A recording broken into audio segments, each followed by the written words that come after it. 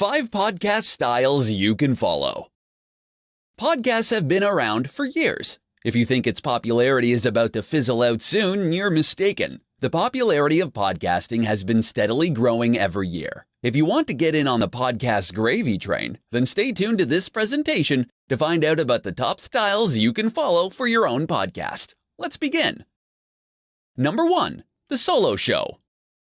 This podcast style is probably the easiest one to use when you're just starting out.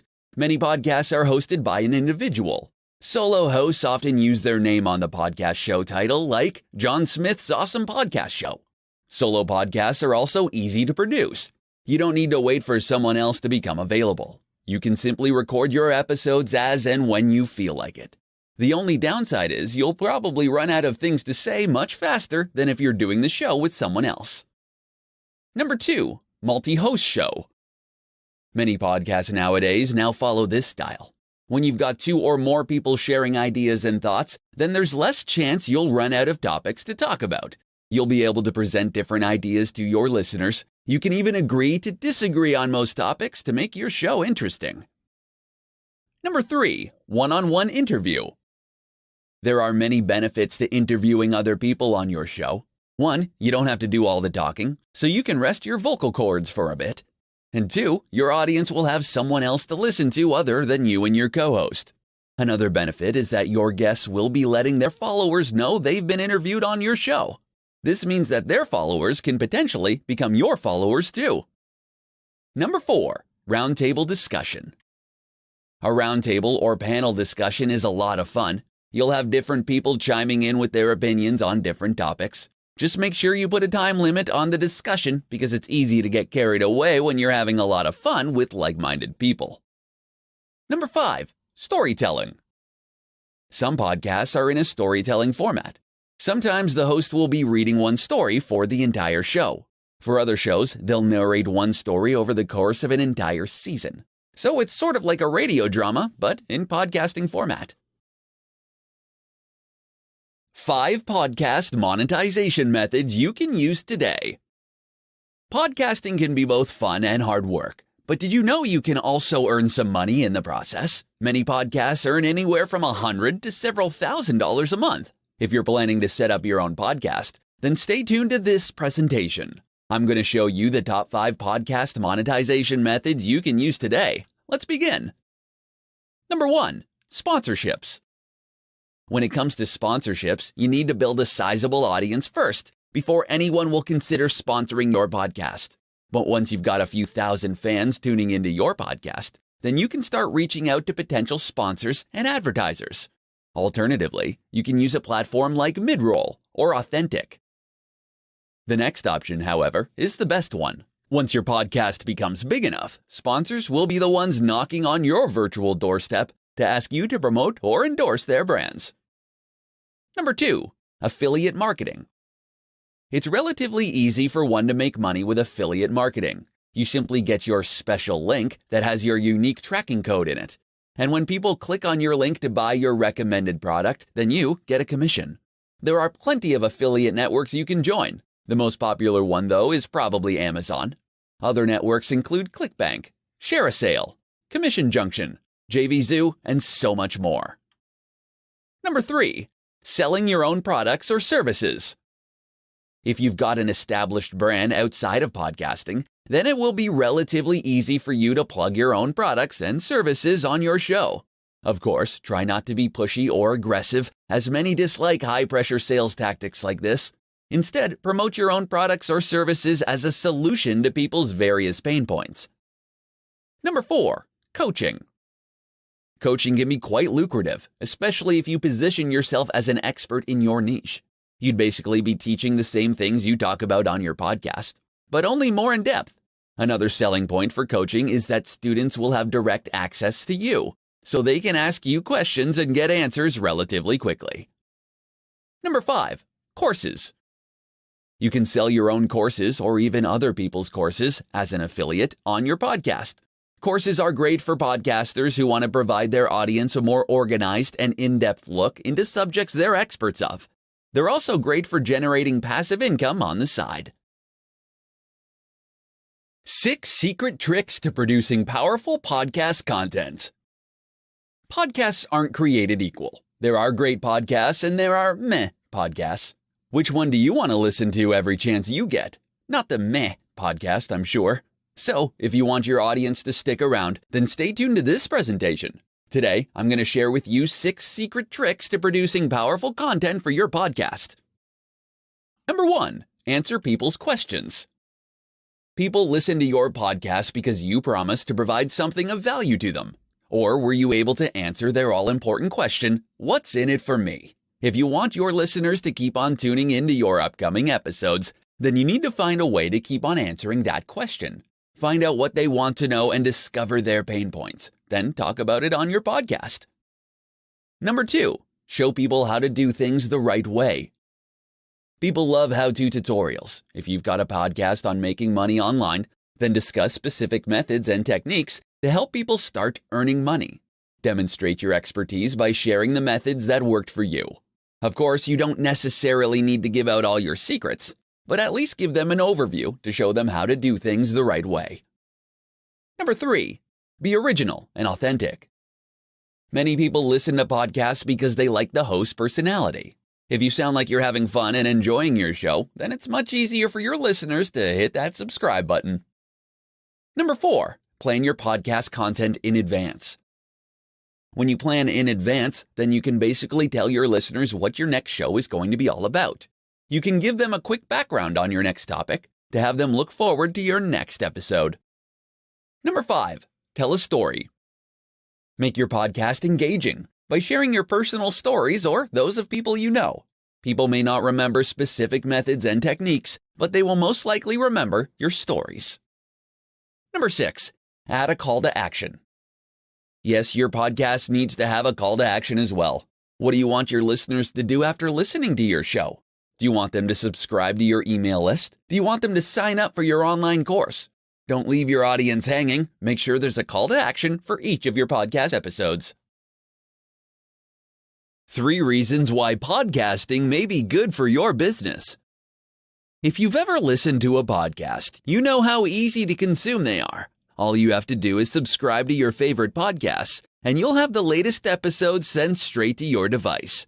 If you're not sold on the idea of podcasting for your business, then you should listen to this entire presentation. Today, I'm going to discuss 3 of the biggest reasons why podcasting may be good for your business. You'll become an authority figure in your niche or industry. Podcasting is a great way to showcase your knowledge and your expertise in your niche. You can talk about anything and everything under the sun, but if you keep your podcast niche focused and provide tons of value to your listeners, you'll soon have them eating from the palm of your hand. Of course, building trust will take time, but once you have it, you'll find people will look up to you as an authority figure in your niche. You'll attract your target audience. People who will be tuning into your podcast are interested in listening to what you have to say. There are so many podcasts to choose from, there's a reason why they chose to listen to you. So, if you're trying to attract a certain demographic, know that podcasting is one of the quickest and cheapest marketing techniques you can implement ASAP. Make it easy for your audience to promote your podcast on social media, and you'll attract even more of the same demographic.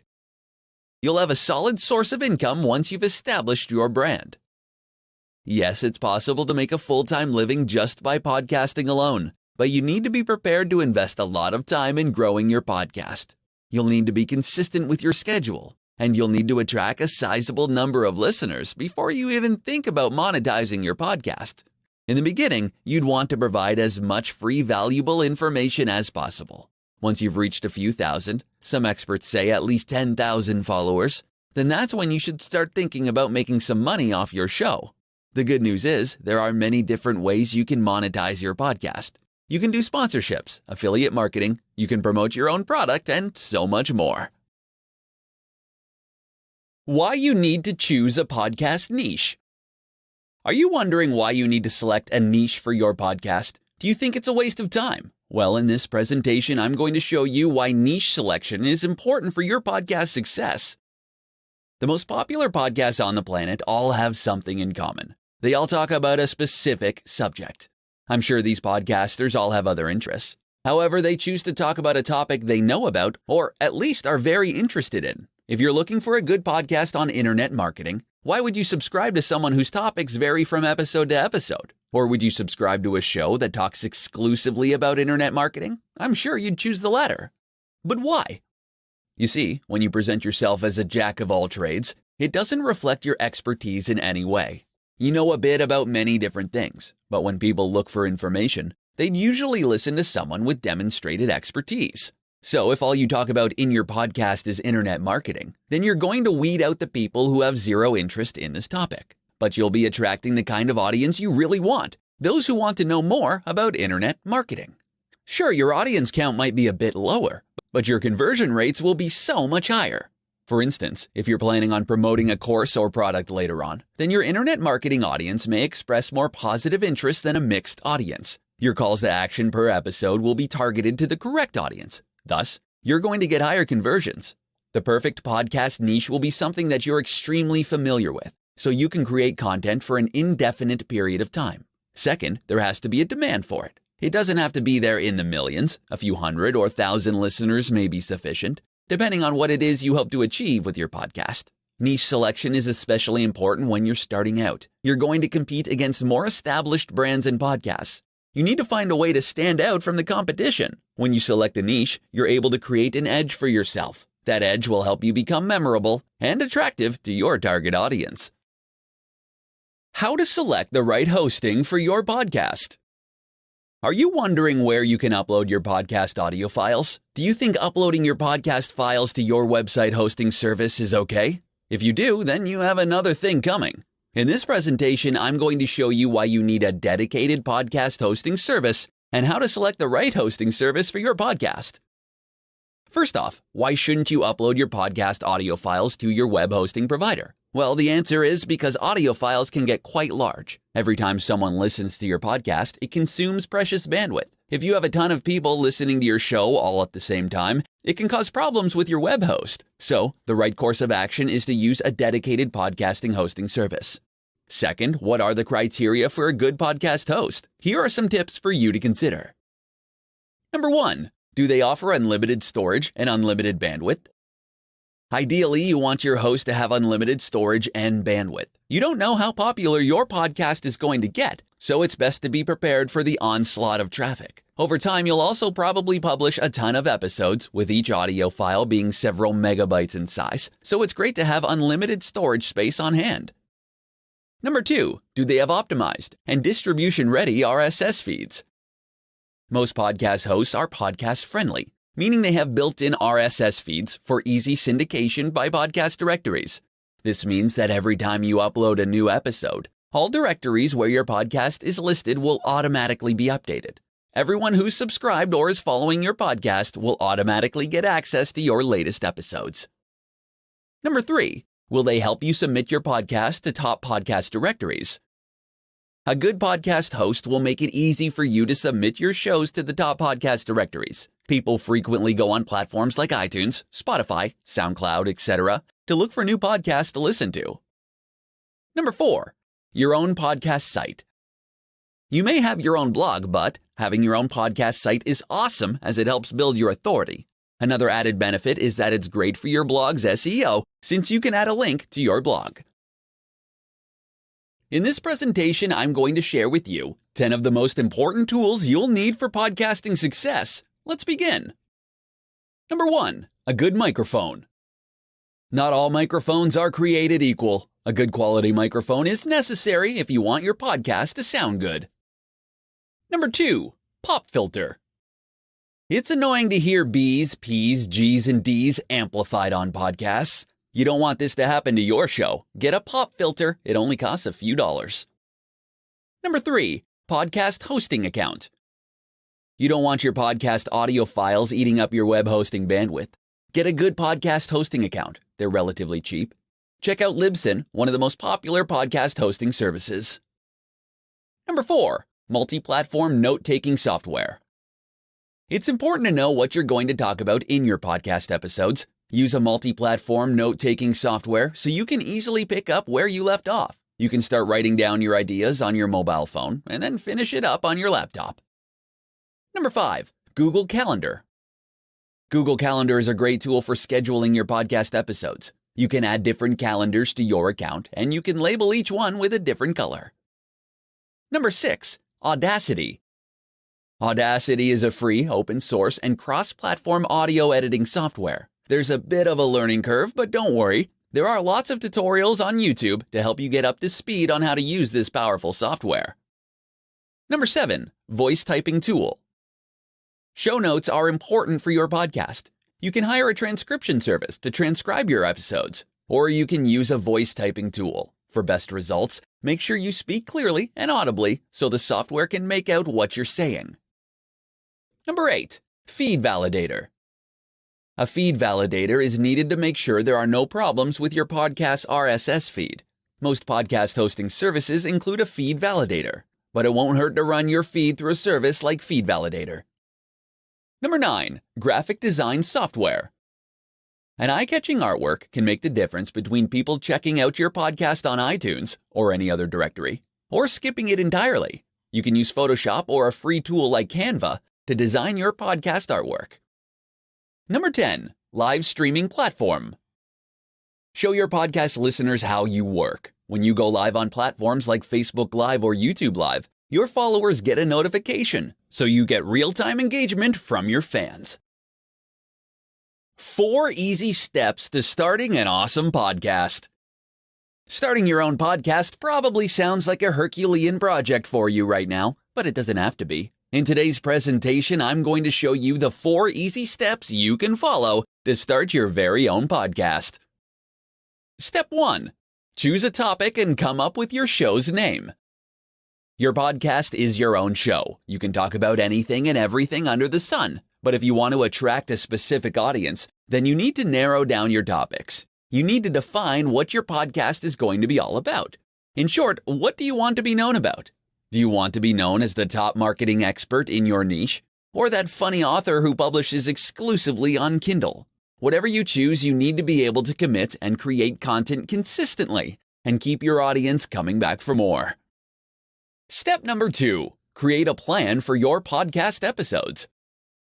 Podcasting is also a form of content marketing. You want to stand out from the crowd, right? Then you need to come up with a content strategy that will fit your podcast message or branding. Treat your podcast like a business. Plan everything in advance. If you're thinking of interviewing experts in your industry, then write it down in your calendar so you can reach out to them well ahead of time.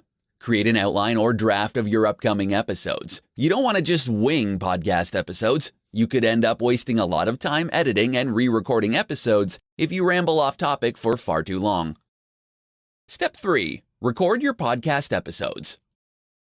Now that you've got a plan for your podcast episodes, it's time to record your episodes. You're just starting out, so you will need to make sure you come across as someone that people will want to listen to. You can choose to follow an outline of your main topics, or you can read from a script. Step 4. Publish and promote your podcast. To publish your podcast, you need to select a good podcast hosting service. Libsyn is one of the more popular ones. Once you've uploaded your episodes to your host, it's time to promote your new show to your target audience. How to repurpose your podcast episodes. Creating the content for your podcast will take a lot of brain power. You don't want all of your hard work to last all of 30 minutes or an hour, right?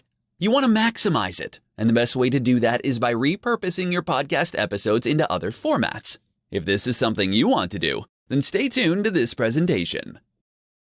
To fully get the most out of each podcast episode, then you need to plan beforehand. Have your outline, draft, and notes on hand so that when you start repurposing your content, you can do it in the most efficient manner. To begin with, your outline will probably make for a great infographic.